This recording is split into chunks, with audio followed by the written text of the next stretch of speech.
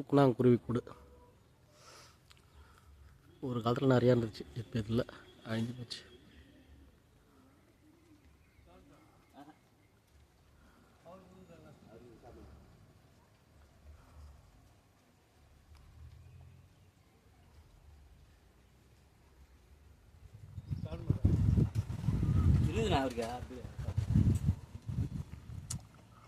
ஊர் முள்ள இருந்துச்சு, இப்போ ஊர்லேயே சுத்தமாக இல்லை. நம்ம எல்லாத்தையும் அழிச்சிட்டோம்.